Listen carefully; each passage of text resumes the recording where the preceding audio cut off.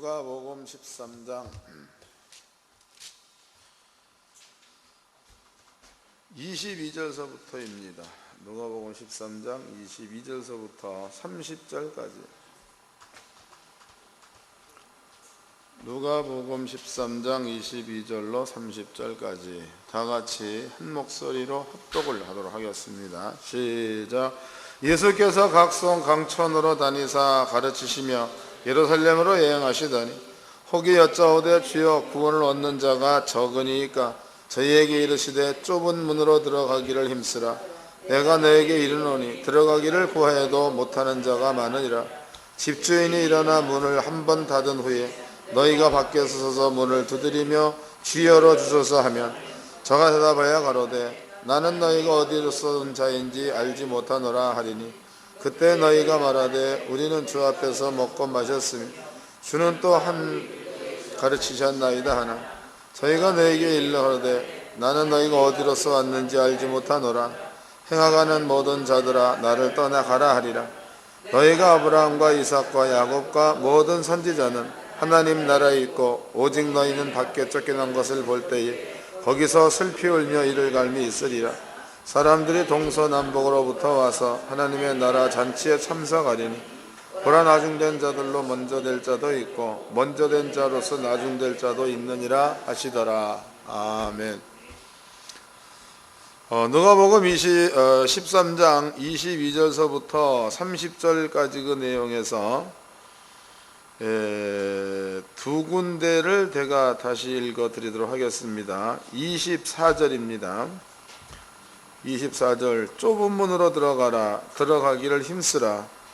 내가 내게 이르노니 들어가기를 구하여도 못하는 자가 많으리라.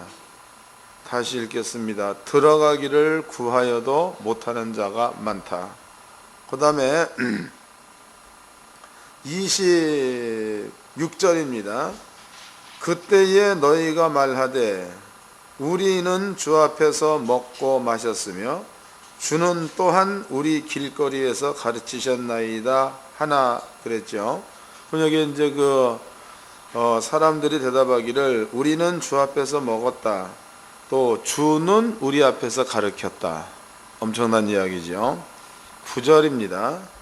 27절 저희가 너희에게 일러 가로되 나는 너희가 어디로서 왔는지 알지 못하노라. 행악하는 모든 자들아 나를 떠나 가라 하리라.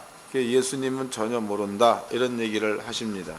오늘은 이 부분도 한번 깊이 있게 생각해 보시고 이것은 너물 갖다 댈 거 아닙니다. 목사님들 스스로를 여기다 비춰봐 가지고 과연 나는 어떠한 자인가? 만약에 예수님이 나를 모른다 그러면 어떡할꼬? 이런 것들을 한번 곰곰이 생각을 해보시고 행여라도 이 자리에 있다라고 조금이라도 의심이 되면 바꿔야 합니다. 진짜로 바꾸어야 합니다. 이 부분을 여러분께 설명을 해드리려면 먼저 좁은 문을부터 알아야 되겠죠. 좁은 문. 좁은 문이 뭐냐 이게. 좁은 문. 요한복음 8장을 보겠습니다. 요한복음 10장 1절서부터 읽겠습니다. 여기에 답이 나와 있습니다. 요한복음 10장 1절 내가 진실로 진실로 너에게 이르노니 양의 우리의 문으로 들어가지 아니하고 다른 데로 넘어가는 자는 절도며 강도요 문으로 들어가는 이가 양의 목자라. 그럼 목자는 꼭 양의 문으로 들어간답니다. 3절 문지기는 그를 위하여 문을 열고 양은 그의 음성을 듣나니 그가 자기 양의 이름을 각각 불러 인도하여 내느니라. 자기 양을 다 내어 놓은 후에 앞서 가면 양들이 그의 음성을 아는 거로 따라오되 타인의 음성은 알지 못하는 거로 타인을 따르지 아니하고 도리어 도망하느니라 그랬습니다. 그럼 여기 예수님께서 양의 우리 그 다음에 양 이런 것들을 들어서 비유를 합니다. 그리고 목자는 꼭 양의 문으로 들어간다. 그 다음에 양은 목자의 음성을 듣는다. 그리고 목자의 음성을 듣고 목자를 쫓는다. 이런 얘기를 해 놓으셨죠. 좁은 문에 대한 이야기를 해 드리도록 하겠습니다. 여러분들은 그 마태복음 24장입니다. 마태복음 24장, 마태복음 25장 이 성경을 보면 여기에는 25장 1절서부터는 열처녀에 대한 얘기가 나옵니다. 열처녀. 그런데 이 열처녀가 5명은 기름을 준비했다. 그 다음에 이제 5명은 기름을 준비하지 않았다. 이렇게 기록되어져 있죠.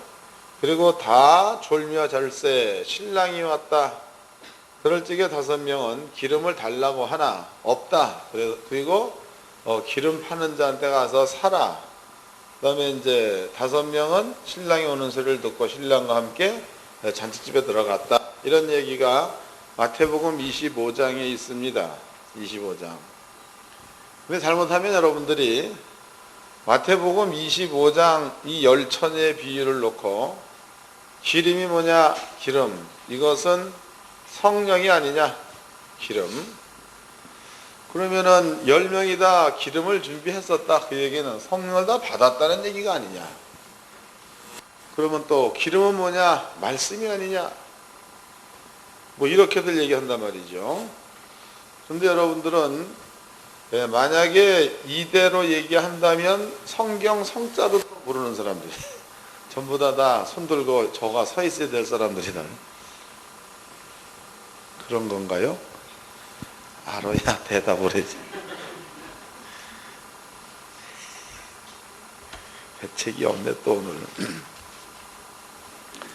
마태복음 25장을 봅시다. 이게 오늘 그 누가복음 13장 얘기와 아주 이게 아주 그냥 딱 들어맞는 얘기예요.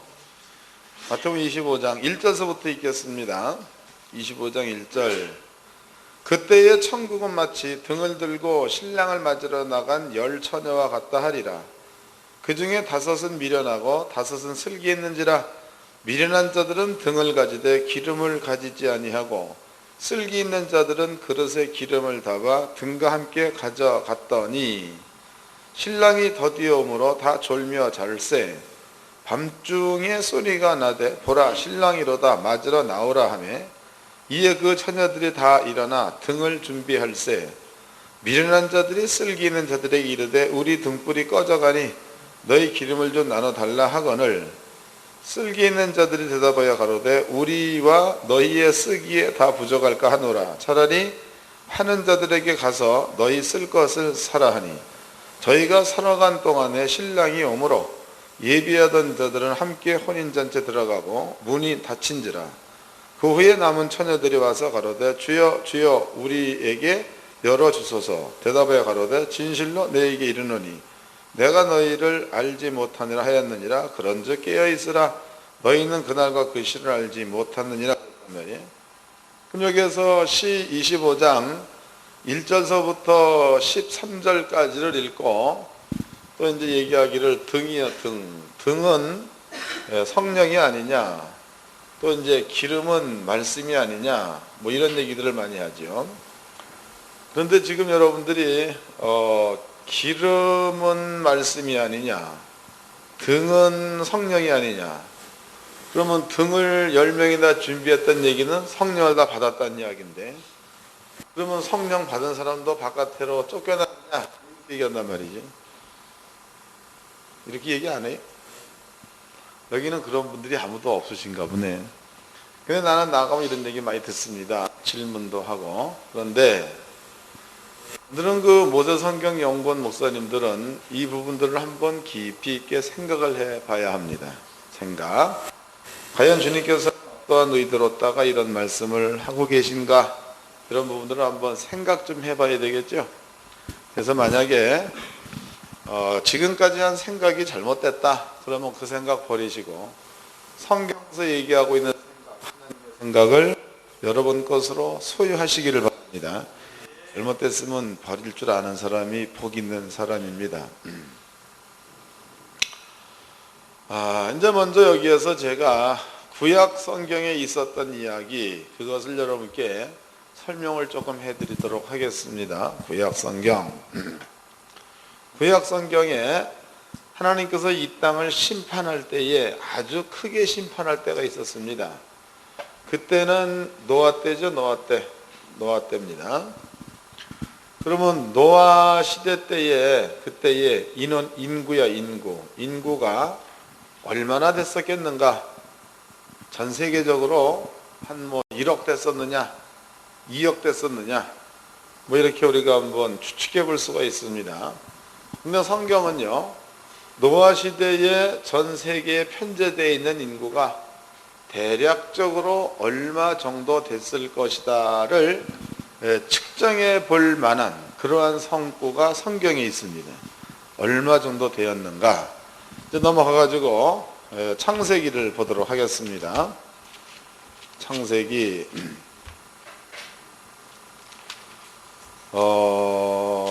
5장입니다. 5장. 창세기 5장. 창세기 5장을 펴놓으시고 인류의 출발점입니다. 가장 먼저 하나님께서 아담 만드셨죠. 아담이 범죄합니다. 그래서 먼저 난 자식 이름이 가인입니다. 두 번째 낳은 자식 이름이 아벨입니다. 세 번째 낳은 자식 이름이 셋입니다. 그런데 아벨이라는 사람은 가인한테 돌에 맞아 죽어버렸죠. 그래서 사람은 가인, 그 다음에 셋, 이렇게 두 사람이 아담의 후손이다 이 말이에요. 근데 여기에서 가인의 후손, 그 다음에 셋의 후손 가운데서 창세기 5장에 나와 있는 조건은 셋의 조건입니다. 셋의 조건. 이제 읽어보겠습니다. 창세기 5장 4절입니다. 아담이 셋을 낳은 후 3절 아담이 130세에 자기 모양 곧 자기 형상과 같은 아들을 낳아 이름을 셋이라 하였고 그랬습니다. 그럼 여기 이제 등장된 사람이 아담이 등장을 합니다. 그럼 아담이라는 사람은 130세입니다. 130세에 자기 형상과 같은 사람 셋을 낳았다 그랬다고. 셋을 낳았다.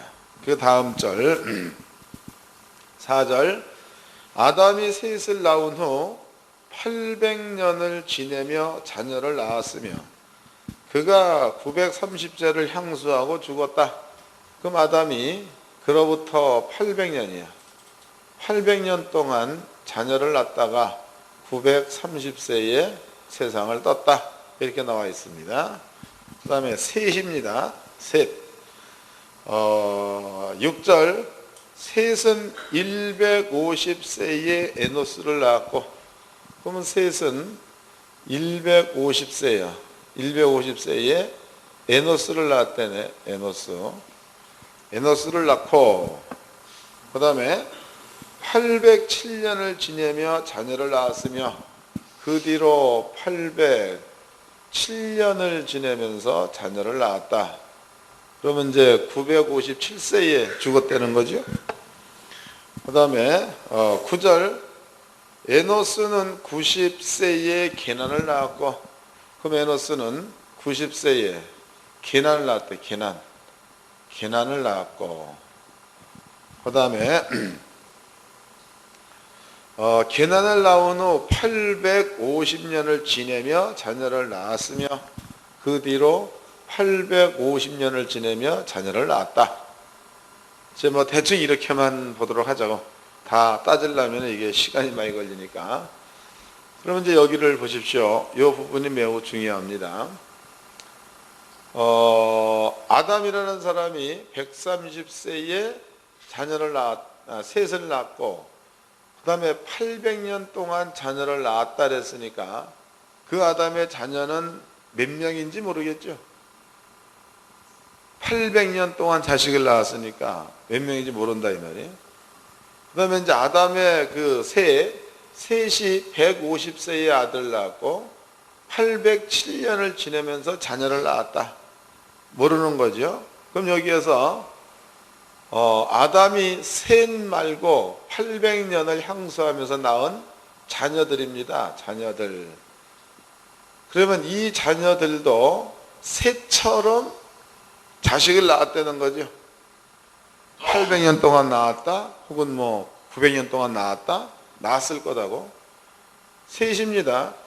셋은 150세에 자녀를 낳았고 807년 동안 자녀들을 낳았다고.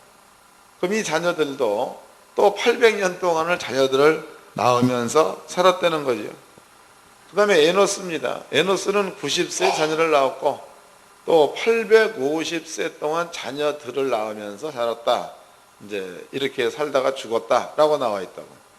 그러면 지금 여기에서 우리는 3대만 얘기해요. 3대. 아담, 셋, 에노스, 게난. 3대만 얘기했습니다. 그러면 3대 동안에 낳은 자식만 해도 대충 몇 명 될 것 같습니까? 예? 몇 명? 모르겠죠? 나도 잘 모르겠습니다. 그러니까 지금 3대까지만 해도 이게 지금 엄청나게 많은 수요다고. 그게 지금 오늘날 우리입니다. 우리는 손자, 아버지, 할아버지. 그럼 할아버지가 식구들을 전체 모으면 어떠한 가정은 100명 정도 되는 가정도 있죠. 3대만에. 그럼 여기에서 요렇게만 130세, 그러니까 인간들이 한 100세에 중다고 쳐. 100세에 3대까지만 해도 100명은 낳는데, 자녀가.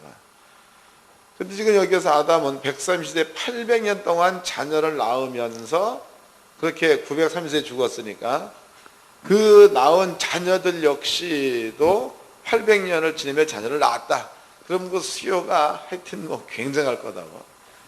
지금 노아 때입니다. 노아 때. 아담에서부터 노아 때까지는 대략 한 1800년 정도가 될 거니 아마.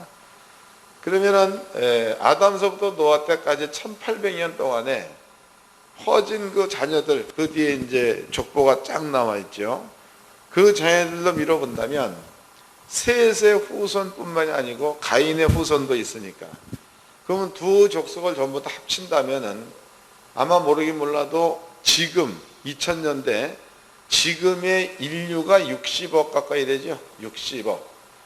이 정도 되지 않을까라는 추정입니다. 추정. 근데 안 돼도 30억은 넘어갑니다. 30억. 굉장한 수요죠. 그러면 노아 시대에 사람이 죽었다. 그러면은 1000만 명 이게 아니고 10억, 20억, 30억, 40억 명 이상이 죽었다는 거다. 이게 엄청난 수요입니다. 자, 이제 이것을 기억해 놓으십시오. 그 다음에 아담이 노아입니다. 노아야. 노아가 방주를 지은 연도입니다. 방주를 지은 연도. 이 연도를 어떤 사람들은 120년 지었다라고 얘기합니다. 이 120년이라는 그 연도는 성경에 나와 있지 않느냐 이렇게 얘기한다고. 근데 이것도 틀린 답입니다. 이것도 여러분들이 120년 동안 방주를 지었다. 그것도 뜯어 고치세요. 생각을. 성경을 봅시다. 창세기 5장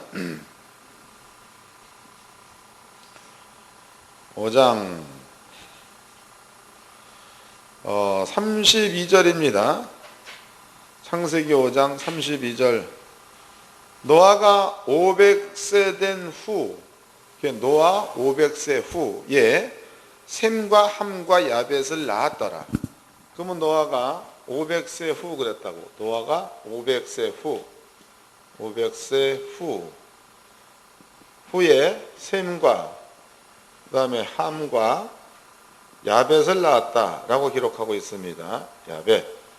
그런데 셈과 함과 야벳은 하나님께서 이 땅에 홍수로 멸하겠다라고 얘기할 적에 그때 얘네들은 이미 결혼을 했었던 상태입니다. 결혼을 했었다.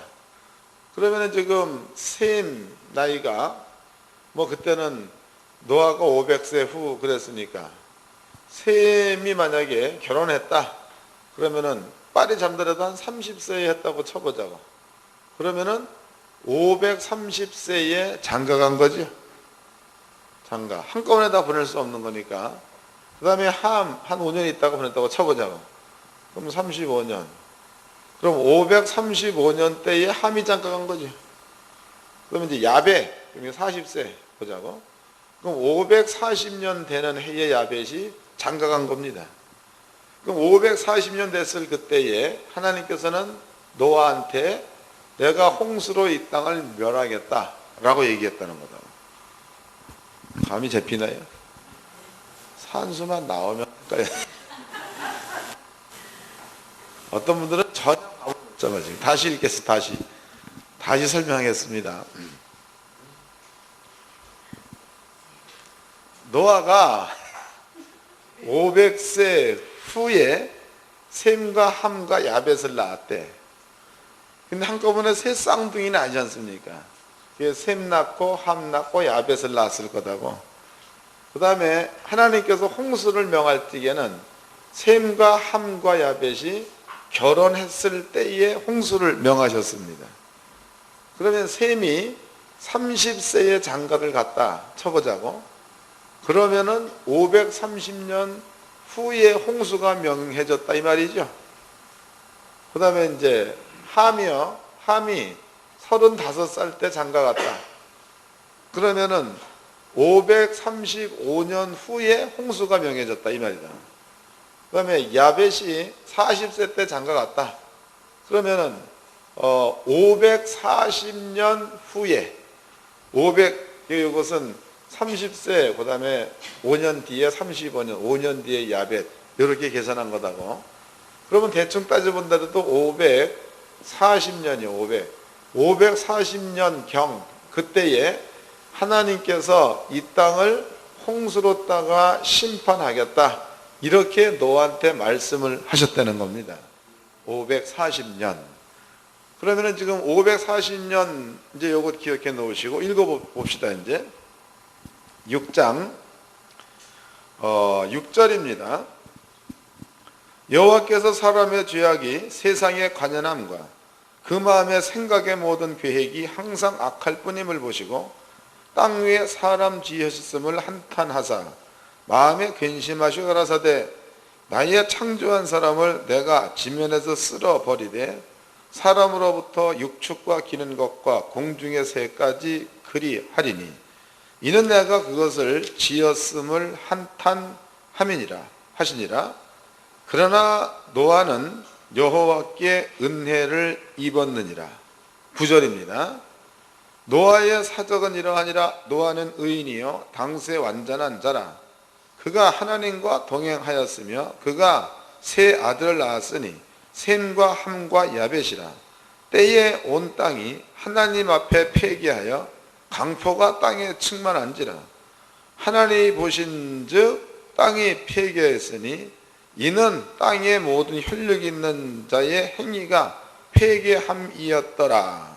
하나님이 노아에게 이르시되 모든 혈육 있는 자의 강포가 땅에 가득하므로 그 끝날에 내 앞에 이르렀으니 내가 그들을 땅과 함께 멸하리라 그랬죠. 그럼 여기 지금 하나님께서 이 말씀을 하실 적에는 노아가 셈과 함과 야벳을 낳은 후에 이 말씀을 했다 이 말이에요.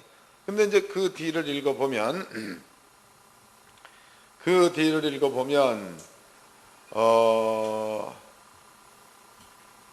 18절입니다. 그러나 너와는 내가 내 언약을 세우리니 이제 하나님께서 홍수 얘기를 할 때입니다.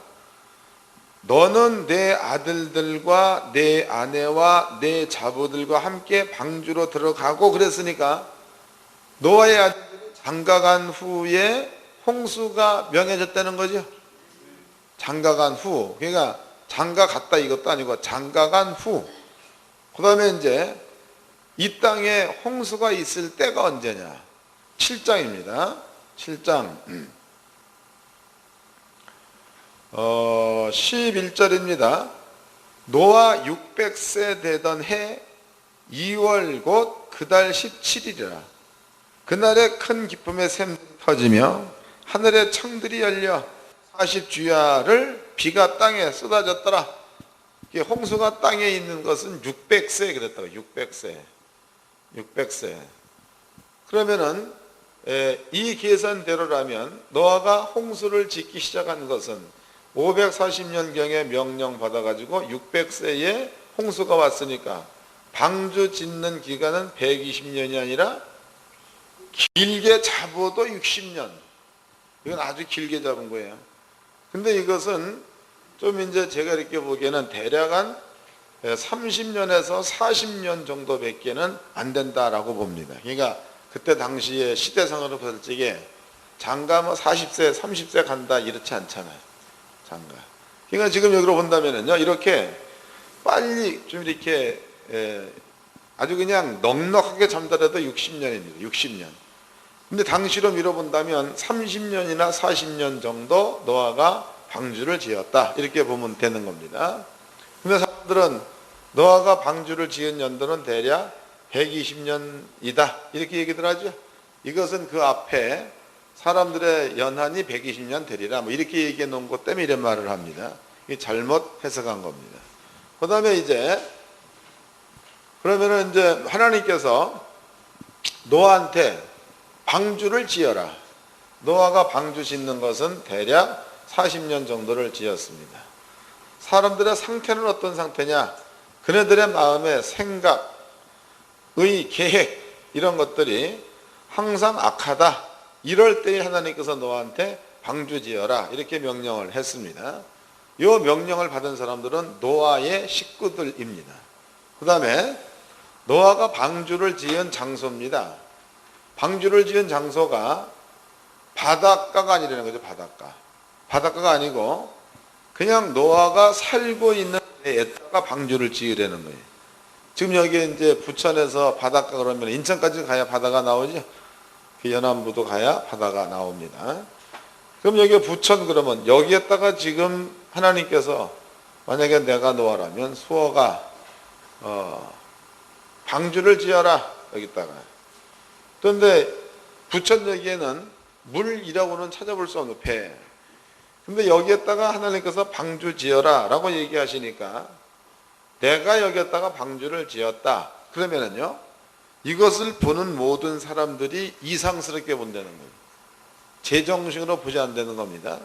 그러면 노아 역시도 그 시대에 사람의 생각의 계획이 항상 악하다. 이럴 때 하나님께서 노아한테 방주를 지어라. 이런 얘기를 하십니다.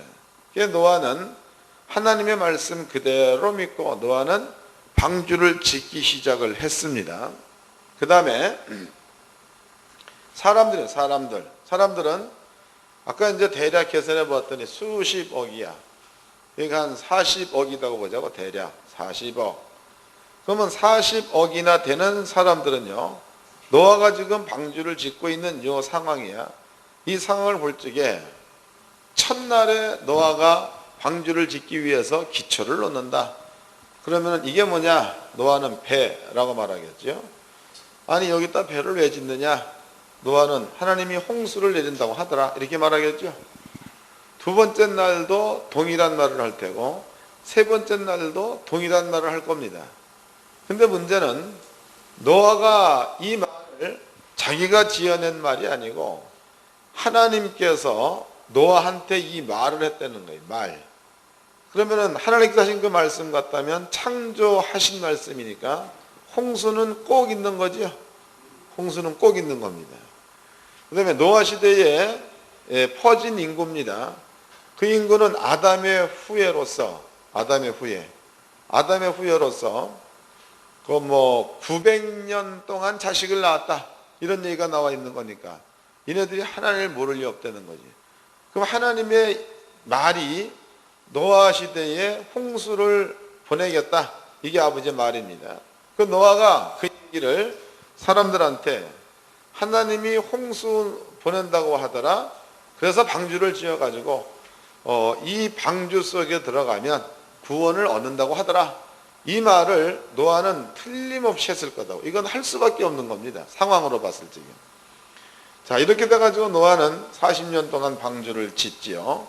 사람들은 하루 물어봤더니 이 얘기, 두 번째 날 물어봤더니 이 얘기. 비는 안 옵니다. 10년 뒤에 물어봐도 이 얘기. 비는 안 오는 거죠. 20년 뒤에 물어봐도 이 얘기. 비는 안 오는 거죠. 그러면 노아는 여전히 방주를 짓고 있는데요. 사람들은 알고는 있으나 시간이 가면 갈수록 알고는 있으나 이 자체가 따댁지가 앉아서 성경대로라면 나가명이라고 합니다. 이런 것들이 앉아가지고 짓는 가보다 하나님이 홍수를 보낸다고 하더라.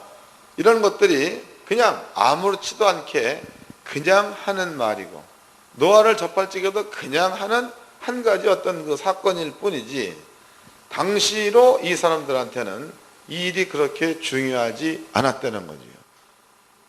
감이 잡혔나요? 그럼 여기에서 이 40억이나 되는 인구는 노아가 얘기한 하나님의 뜻 이런 것들을 모를 리가 없겠죠. 반대로 노아는 하나님 말씀을 듣고 그 말대로 방주를 짓는 일을 했습니다. 시간이 지나자 비는 왔습니다. 노아의 식구들은 방주에 들어갔고 나머지 모든 사람들은 물에 다 빠져 죽었습니다. 다. 자, 그런데 이제 내가 여러분께 설명해 드린 이 이야기가 마태복음 24장에 나와 있다. 마태복음 24장 읽어봅시다. 글이라는 것은요 한 단락 한 단락 떨어져서 끝나는 게 아니고 이어지는 게 글이죠. 24장 뒤에 마태복음 25장이 있다 이 말이에요. 24장 자 32절서부터 읽겠습니다. 마태복음 24장 32절 무화과 나무의 비유를 배우라. 그 가지가 연나여지고 잎사귀를 내면 여름이 가까운 줄 아나니 그랬단 말이에요. 그럼 무화과 나무도 한 가지를 설명하기 위해서 예를 든 거죠. 이거는 그게 아니고 무언가를 설명하기 위해서 예를 든 거다고.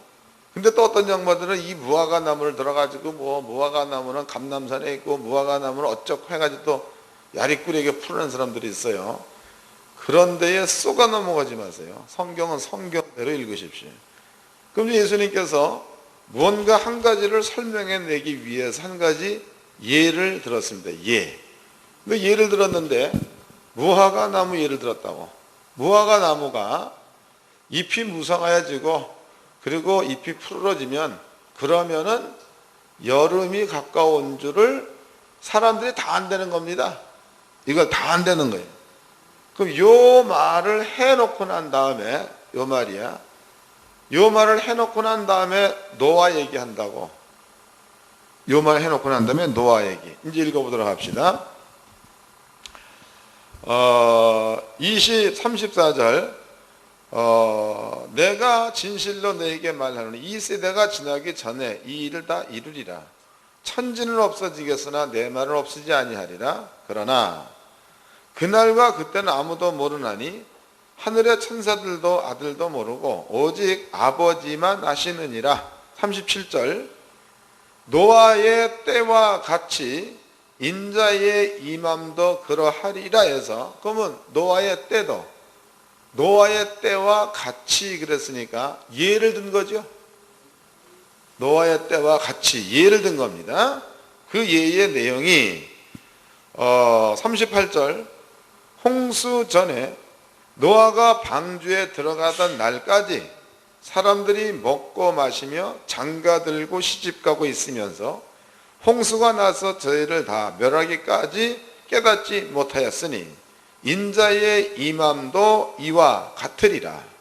그 다음에 40절 그때에 두 사람이 밭에 있음에 하나는 데려감을 당하고 하나는 버려둠을 당할 것이요 해서 데려감을 당한 사람은 노아가 방주 안에 들어간 것 같은 사람이라는 거죠.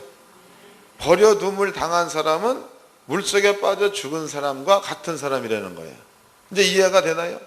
그 다음에 또 읽겠습니다. 44절 그때에 두 사람이 밭에 있음에 하나는 데려감을 당하고 하나는 버려둠을 당할 것이요 두 여자가 매를 갈고 있음에 하나는 데려감을 당하고 하나는 버려둠을 당할 것이라. 그러므로 뭐라는 거예요? 그렇죠? 그러므로 깨어있으라. 어느 날에 너희 주가 임할는지 너희가 알지 못함이로다. 너희도 아는 바니 만일 집주인이 도적이 어느 경점에 올 줄 알았다면 깨어있어 그 집을 뚫지 못하게 하였으리라 그랬단 말이에요. 그러면은 지금 예수님께서 무화과 나무를 얘기합니다. 무화과 나무가 푸르러지거든 여름이 가까운 줄로 알 것 아니냐. 구약 성경에 무화과 나무처럼 너희도 노아의 홍수 때를 좀 보라는 거죠. 그럼 노아의 홍수 때를 보면은 비가 와가지고 사람들을 전부 다 죽일 때까지 사람들은 먹고 마시고 시집가고 장가갔다 이런 말 했단 말이에요. 그 다음에 쓰고 있는 말이 그러므로 깨어있으라. 그렇죠? 그러므로 깨어있으라. 깨어있으라는 말을 한 다음에 그 다음에 깨어있다는 말로 밀어본다면 노아는 방주 짓는 자로 깨어있는 자라는 거죠. 반대로 40억이나 되는 사람들은 방주 짓는 것을 보면서도 깨어있지 못한 자라는 겁니다. 그 다음에 밭을 가는 자, 또 이제 매를 가는 자를 말하고 있단 말이죠. 두 사람 가운데 한 사람은 노아 같은 자예요. 한 사람은 물에 빠져 죽는 자 같은 자예요. 매를 가는 사람 가운데 한 사람은 노아 같은 자요, 한 사람은 물에 빠져 죽는 자 같은 자라는 거예요.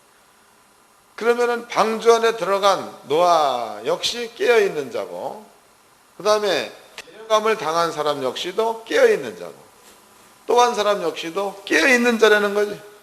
그러면 깨어있는 자는 누가 깨어있는 자냐? 하나님이 해놓으신 말씀에 순종하는 자, 이 자가 깨어있는 자다, 이런 얘기가 되겠죠. 요 얘기가 24장 얘기다고. 요 얘기가 24장 이야기. 근데 24장 다음에 25장이 나오죠. 25장 이제 읽어보도록 합시다. 41절입니다.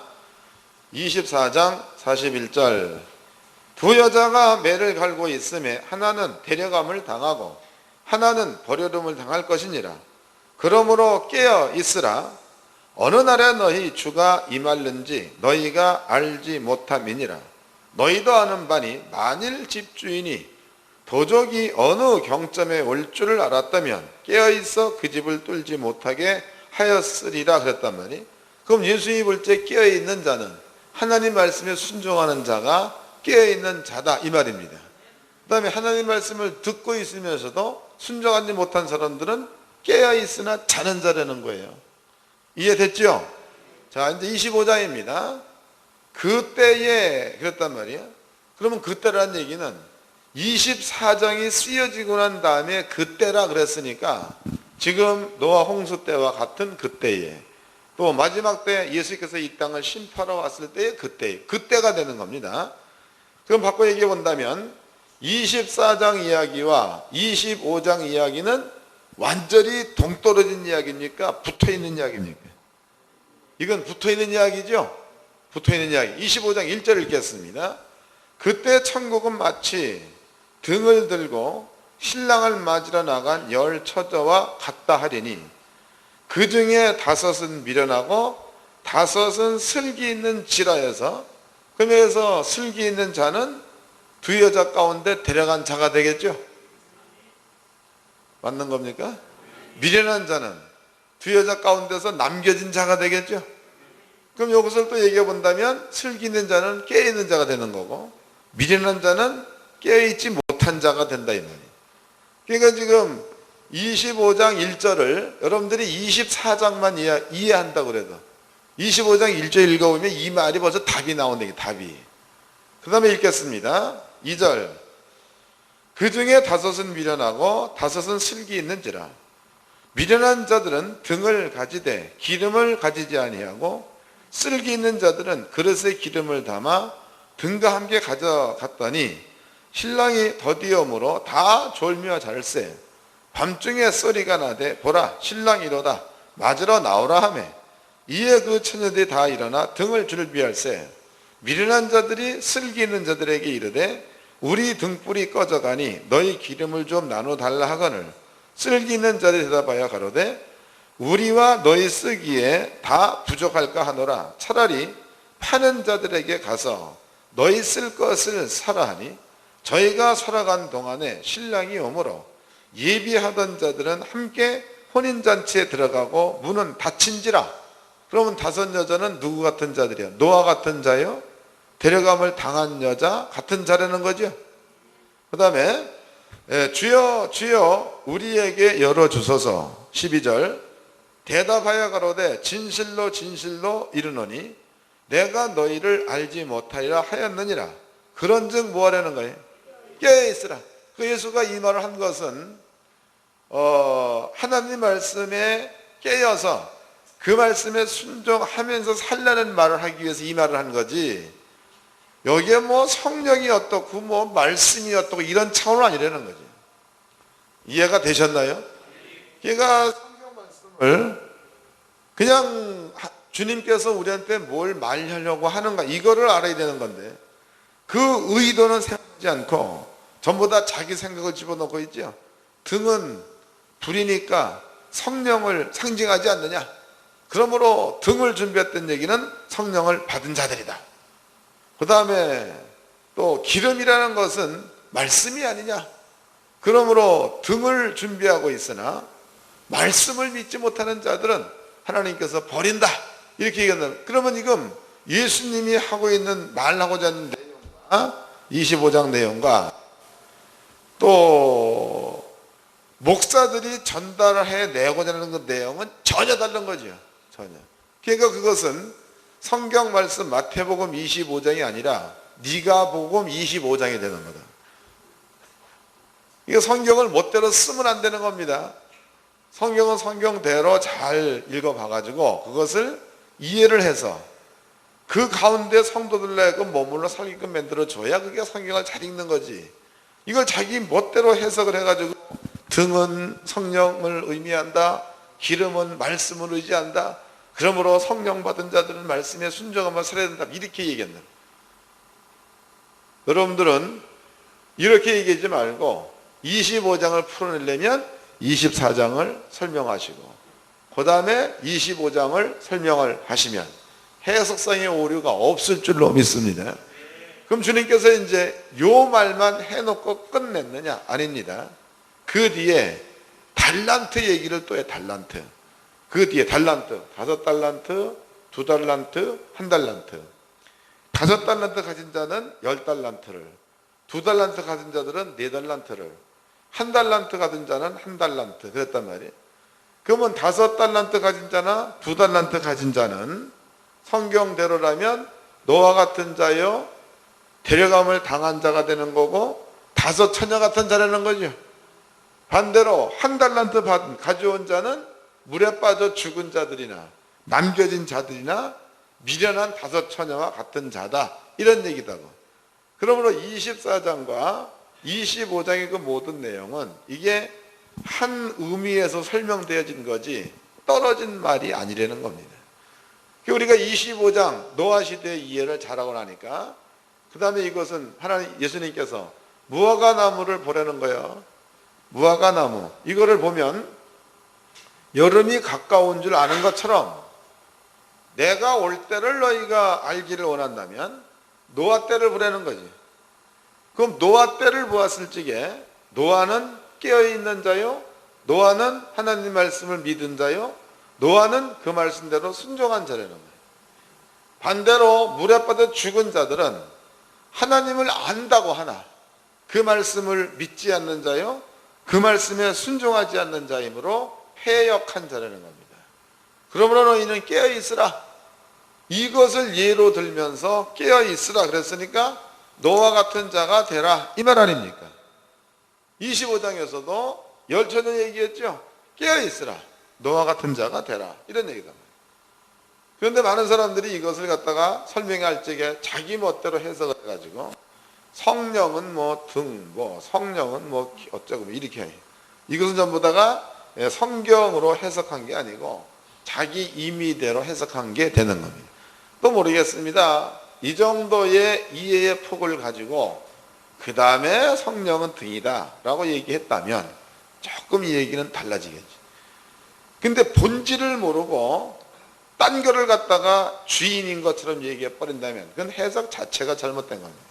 여러분들은 이제 마태복음 24장과 25장을 통해서 깨어있는 자가 누구이며 주님께서 이 말을 왜 했는가, 이런 주님의 의도를 알았습니다. 그럼 주님께서 원하시는 자는 아무나 주님이 원하는 게 아니고 예수가 하신 그 말에 노아처럼 그 마음을 내놓는 자를 주님이 원하는 자라고 봐야 맞겠죠. 자, 이제 아까 요한복음 10장에서 우리는 양의 우리, 또 양, 그 다음에 목자, 이런 것들을 우리는 읽었습니다. 그럼 이제 양의 우리가 이렇게 있으면은요, 문이 이렇게 있다고. 양들은 여기 이제 쭉 있죠. 그럼 이제 목자가 여기 서가지고 여기서 양의 이름을 부른다는 거죠. 그러면 이 양들은 자기의 목자의 음성을 안다는 겁니다. 이 음성을 안다는 거예요. 그럼 여기에서 이제 이것을 오늘 현대적 감각으로 이것을 또 해석을 해보도록 하자고. 현대적 감각으로. 우리의 목자는요, 목사님들이 성도들의 목자가 되어서는 안 됩니다. 목사님들은 문이나 열어주고 닫는 문지기 정도지 목자가 될 수 없다. 양의 목자는 예수님만 목자입니다. 그럼 예수님께서 양들을 구원해내기 위해서 이루어 놓으신 일들이 있습니다. 그 일들로 있는 십자가의 도라고 말하죠. 그래서 사도 바울은 십자가의 도가 나에게는 가장 큰 능력이다, 이런 얘기를 했죠. 그 다음에 사도 바울이 이런 얘기했죠. 바울이 또 디모데야, 성경에는 너희를 구원할 지혜가 기록되어져 있다, 이렇게 말하고 있죠. 그러면 지금 예수님께서 우리한테 주고 있는 것은요, 십자가의 도, 즉 구원을 이루어 놓은 십자가의 도를 예수님께서 우리한테 주었다, 이 말이에요. 그럼 십자가의 도 가운데서 만약에 예수가 우리 죄를 가지고 죽었다, 이게 십자가 도입니다. 이 사실을 그대로 믿어버리면 의인이 되겠죠. 의인이 되어버리면 구별된 자가 되는 겁니다. 구별된 자는 또 거룩하다라고 말할 수 있다, 이네. 그럼 예수가 우리 죄를 가지고 죽었다라는 사실을 믿어버리면 그 순간에 우리는 의인, 그 순간에 우리는 구별된 거고, 그 순간 우리는 거룩한 자가 된 겁니다. 그러면은 성도들의 마음 가운데는 의인되었다, 구별되었다, 거룩하다, 이 사실을 믿는 믿음 가운데 머물러 사는 자는요, 누가 뭐라고 물어본다고 그래도 내 죄는 주님이 가져갔기 때문에 나는 죄가 없는 의인입니다라고 대답을 할 거네. 근데 만약에 이 사실을 믿지 않는다 그러면은 예수가 우리 죄를 가지고 죽었으나 여전히 나한테는 자범죄, 또 뭐 짐짓범한 죄, 이러한 죄는 나한테 남아있다. 그러므로 나는 죄인이다, 이런 얘기할 거네. 그럼 이 말로 밀어본다면 예수님은 의인 만들기 위해서 오신 분이니까 의인이라고 인정한 자는 예수가 필요한 자가 되는 거지만, 죄인이라고 인정한 자는 예수가 필요 없는 자가 되겠죠. 이해가 되는 거예요? 그러면 예수가 필요 있는 자, 이러한 자들은요, 예수가 해놓은 일이라면 어떠한 일이 되었던 전에 그 일이 그 사람들한테는 절실히 필요하다는 겁니다. 그게 구원이니까. 채찍에 맞음으로 나를 입었다, 이게 구원이, 그 말이 필요하다는 겁니다. 또 부요하신 자로서 가난하게 되시면 너희로 부요케 하려 하심이라, 이 말도 필요하다는 거죠. 때문에 예수의 십자가 도를 확실하게 믿는 이러한 사람들은요, 주님이 이루어 놓으신 구원의 말들이야, 구원의 일들, 이런 것들을 가면 갈수록 듣기를 원하고 그 가운데 들어가 살기를 원하는 게 의인한테 나타나는 현상이에요, 현상. 반대로 예수가 분명히 우리 죄를 가지고 죽었습니다. 그런데도 죄인의 자리에 머물러 있는 자들은 예수를 열심히 쫓는 것 같은데 결국은 자기 죄는 자기가 가지고 있는 거니까 이 사람은 구원과 관계가 없는 자요, 예수가 필요 없는 자요, 예수가 모르는 자가 되는 거다고. 이해가 됩니까? 예. 아주 쉽게 설명해 드렸습니다. 자, 그렇다면 이제 예수님께서 요한복음 7장입니다. 요한복음 7장에서 8장 맞나? 8장에서 예수님께서 한날 디베라 바닷가지요. 디베라 바닷가. 여기에서 오병이어의 기적을 일으켜서 많은 사람들을 먹여줍니다. 그리고 배를 타고 가버나움 여기로 이제 건너갔습니다. 이럴 때에 예수에게 오병이어를 얻어먹었던, 또 예수님이 행하신 기적을 보았던 이런 사람들이요, 배를 타고 예수님이 계신 가버나움 뚫었다가 다 몰려듭니다. 다 몰려들었다고. 또 이제 수많은 무리가 모였죠. 그때 예수가 얘기합니다. 내가 주는 떡을 먹는 자는 영원히 영생한다. 그 다음에 내 살을 먹고 내 피를 마셔라. 이것은 참된 양식이다. 이런 말 했다고. 이걸 바꿔 얘기하면 예수의 피와 살은 요한복음 1장 오면 말씀이 육신되어 온 자가 예수님이니까 예수님의 피와 살은 하나님의 약속의 말씀이 되겠죠. 그 말씀을 먹는 자, 이 말씀을 믿는 자에게는 예수님께서 영생 준다, 이 얘기를 한 거단 말이죠. 그런데 모였던 수많은 무리가 이 말은 어렵도다 이랬죠. 그러고 다 떠나버리고 남아있는 자들이 12명만 남았습니다. 12명. 주님께서 물어봅니다. 너희도 가려느냐? 그때에 예수님의 제자 가운데 베드로가 생명의 말씀이 주께 있사온데 우리가 네게로 가오리까 해서, 그럼 베드로의 대답은 정확히 예수의 의도를 안 거죠. 예?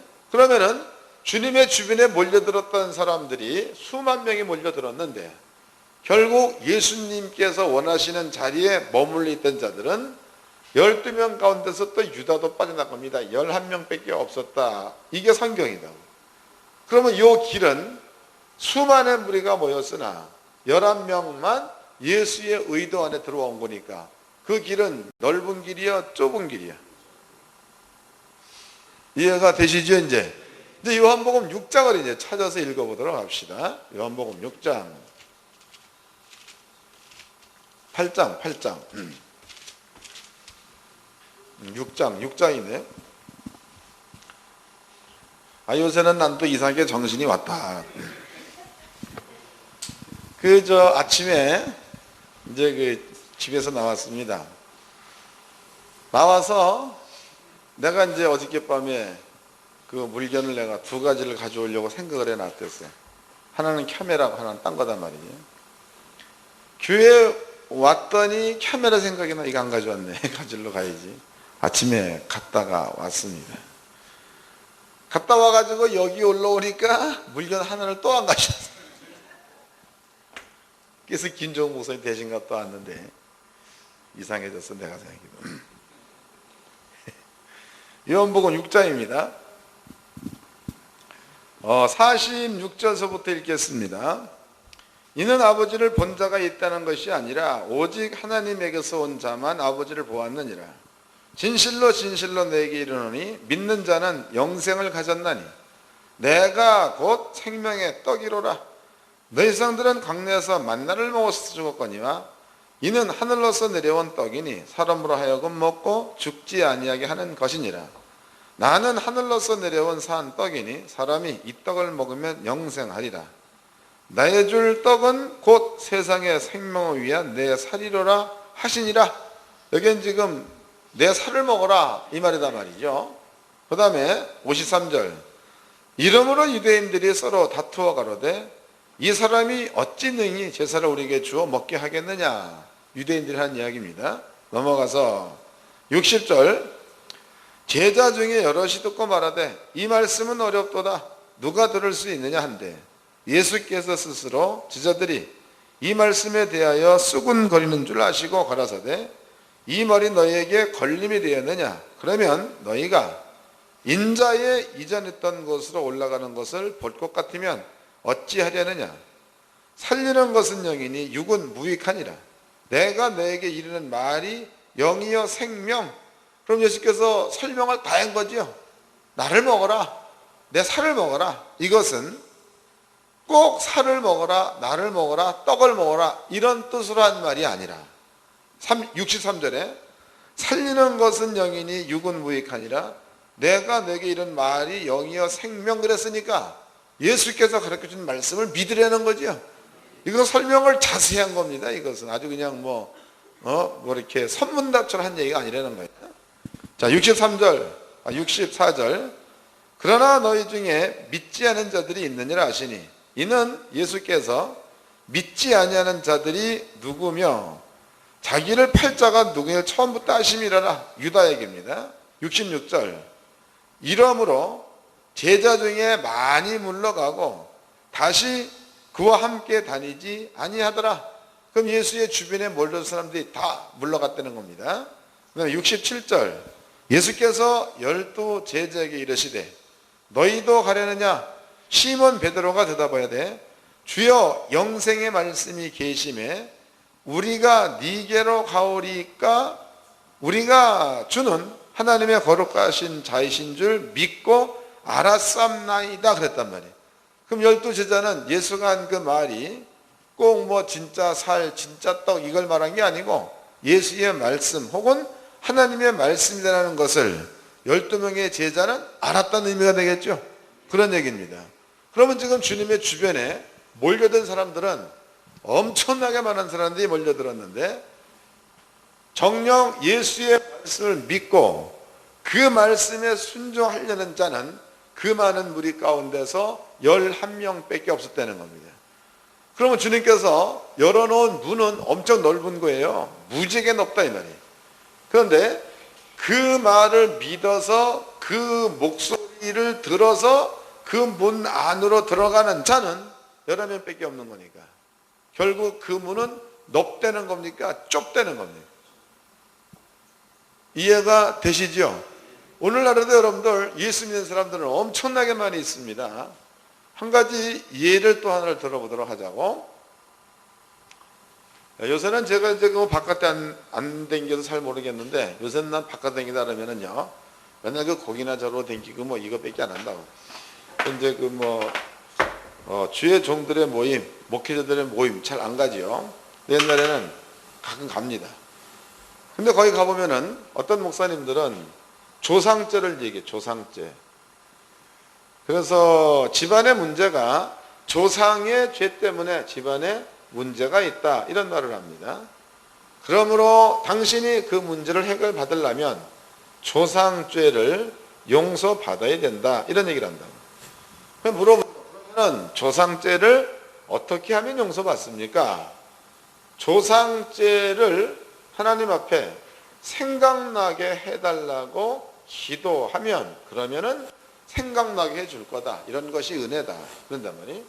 그 다음에 이제 목사님 기도해도 생각이 안 납니다. 그러냐? 그러면은 3일 금식을 좀 해라. 금식해서 네 혈기를 쳐버리면 생각이 잘 날 거다. 3일 금식합니다. 그래서 생각이 목사님 3일 금식이라는데도 생각이 안 나는데요. 그러냐? 그러면은 작정 헌금을 500만 원만 해라. 그러면은 생각이 잘 날 거다. 전부 다 욕심이 많아서 그렇다. 500만 원 했습니다. 목사님 생각이 안 나는데요. 내가 오늘 기도해 봐가지고 아버지 앞에 물어봐야 되겠다. 기도해 보고 나서 그 다음에는 내가 응답 받았는데 40일 금식하라고 0 떨어졌다 이런다는 과정을 보자고. 이 과정은 무지하게 열심히 있는 과정이죠. 3일 금식을 하죠. 말씀대로 500만 원 헌금했죠. 또 40일 금식도 해야 될 거 아니에요. 그러니까 예수님을 찾기를 혹은 하나님을 만나기를 이렇게 무지하게 노력을 많이 하고 있다 이 말이에요. 그런데 성경은 이게 아니고 성경은 하나님께서 예수를 죽이고 난 그 다음에 너희의 죄와 너희의 불법을 내가 다시 기억하지 않으리라 약속을 해 놓으셨습니다. 그러니까 조상죄를 기억하려고 해도 기억이 나야 맞는 거예요? 안 나야 맞는 거예요? 아버지가 기억하지 않는 거니 우리도 기억이 안 나야 맞는 거다. 근데 그런 걸 기억해달라고 기도를 자꾸 한다면 하나님으로 외면하게 만드는 기도죠. 그럼 이것을 우리가 한번 이것은 냉정하게 생각 좀 해보자고. 그러면은 이 기도를 하는 사람들은 하나님 앞에 나간 자요, 하나님을 열심으로 찾는 자요, 하나님의 말씀을 사모하는 자이면은 틀림이 없습니다. 그 다음에 이제 하나님 여호와 측에서 보자고. 그럼 하나님의 측에서 본다면 이 사람들은 하나님을 아는 자요, 모르는 자요? 이해가 되시나요? 이제 본문으로 가봅시다. 누가복음 13장입니다.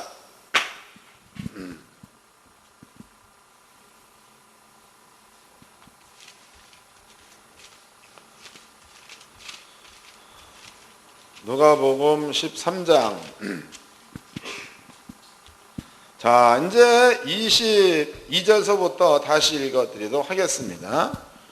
예수께서 각성 각촌으로 다니사 가르치시며 예루살렘으로 여행하시더니 혹이 여짜오되 주여 구원을 얻는 자가 적으니까 저에게 이르시되 좁은 문으로 들어가기를 힘쓰라. 내가 너에게 이르노니 들어가기를 구하여도 못하는 자가 많으리라. 여러분께 설명해 드린 이 말씀을 배경으로 가지고 이걸 읽어보니까 이 한 구절 읽지라도 금방 이해가 되죠. 쉽죠? 이거 성경을 알아야 합니다. 모르고서 성경 해석할 수가 없다. 다시 읽겠습니다. 23절. 혹이 여짜오되 주여 구원을 얻는 자가 적으니까 저에게 이르시되 좁은 문으로 들어가기를 힘쓰라. 내가 너에게 이르노니 들어가기를 구하여도 못하는 자가 많으리라.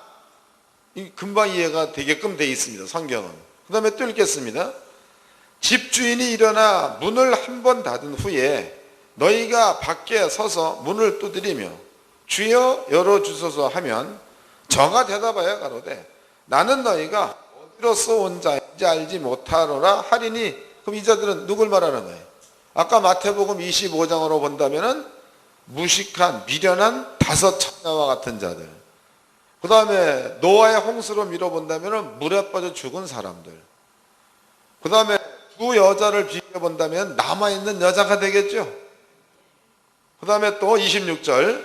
그때 너희가 말하되 우리는 주 앞에서 먹고 마셨으며 주는 또한 우리 길거리에서 가르치셨나이다 하나 그랬단 말이에요. 이 얘기는 아까 요한복음 8장에 집어넣어 6장에 집어넣어 보자. 주님의 주변에 몰려든 사람들은 굉장히 많았죠. 가르침을 받기 위해서 몰려들었다 이 말이에요. 그러나 결국 남아있는 자들은 11명만 남았다 이 말 아닙니까?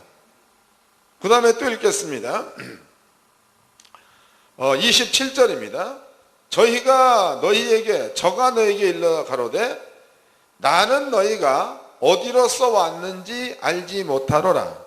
행하가는 모든 자들아 나를 떠나가라 하니라. 이제 주님께서 이 말씀을 하고 있는 의도를 아시겠죠? 여러분들이 성경을 자세히만 이렇게 읽어보면 이렇게 주님께서 누가복음 13장에 했는 그 말씀이 간단한 말씀인데 이런 말씀을 볼만한 성경적 배경을 많이 가지고 있으면 한 절 한 절만 읽어봐도 그 말을 이해를 다 할 수 있다는 겁니다. 근데 목사님들이 성경을 너무 안 본단 말이지. 바쁘기는 뭐 이렇게 많이, 주의 종들이 뭐 바쁜 일이 뭐 이렇게 많이 있습니까? 그러면 가장 먼저 하는 얘기가 신방 간다는 게 신방. 가지 마세요. 신방 가면 밥이 나와 떡이 나와. 돈 나오는구나. 가세요. 신방 가면 돈 주잖아요. 감사원금. 근데 거기에 미련두지 마세요. 신방 바쁘면 그것도 줄이시라고. 가야 되겠죠. 필요에 따라서 줄이시고.